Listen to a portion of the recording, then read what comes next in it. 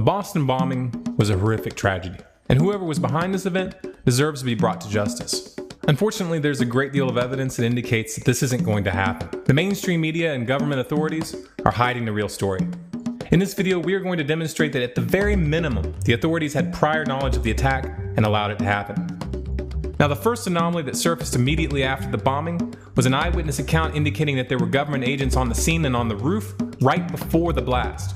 This eyewitness account can be confirmed by looking at photographic evidence before and after the event. There are pictures clearly showing someone on the roof and several men wearing identical pants, boots, and shirts and listening to communications through devices in their ears. These men were positioned right next to the blast zone, then later moved across the street just before the bomb went off. These same men were then seen communicating with authorities after the explosion.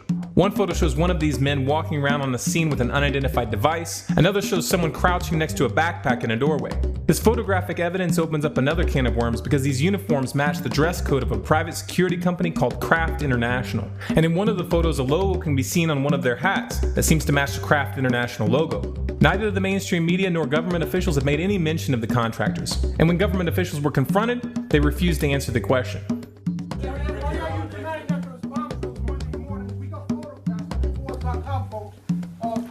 Next question, please. Next question, please. Yes. So there's a lot more evidence of a cover-up that we aren't even going to touch here because it would open up way too many tangents. If you do a little research on your own, you'll find plenty of information. Just what we showed here clearly indicates that the Sarnoff brothers weren't acting alone if they were indeed involved in the bombing. However, their parents have come forward stating that their sons had been in contact with the FBI for years and that they were framed by the US government. There are also serious questions concerning the death of the older brother.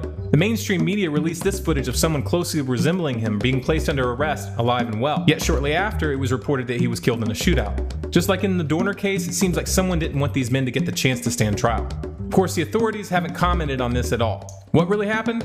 Well, we won't know unless there's a real investigation, which at this point seems highly unlikely. Whoa. Are you trying to say that the government was involved in a plot to kill and injure its own citizens? That's crazy talk. Really, you think so? Funny, Ted Gunderson, a former FBI chief, has a different point of view. Look at the terrorist acts that have occurred. The CIA behind most, if not all of them. We had the Marine barracks. We had our embassy in Kenya. We had Pan Am 103. We had the USS Cole. We had Oklahoma City. We had the World Trade Center in 1993. So if this event was engineered by the government or intentionally allowed to happen, what's the motive? Well, let's look at how the government responded.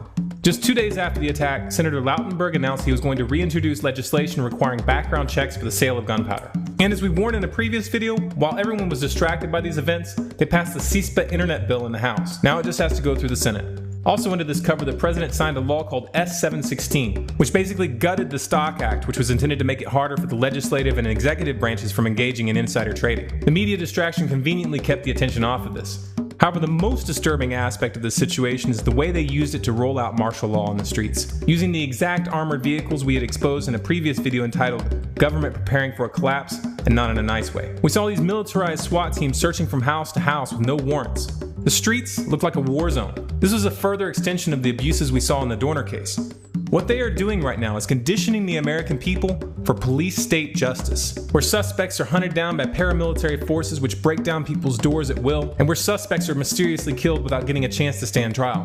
This is what the NDAA looks like, people. They didn't make these laws for nothing, and what we're seeing is just the beginning. Make no mistake, the people who are really behind this event aren't going to stop. There's more to come, and the violations of your rights are going to become more and more blatant. The powers that be are building up to something big. I don't pretend to know what that event is, and I don't pretend to know when it's going to happen. But I will say this, if we allow them to get away with this now, eventually these scenes that we saw in Watertown are going to be directed at political dissidents.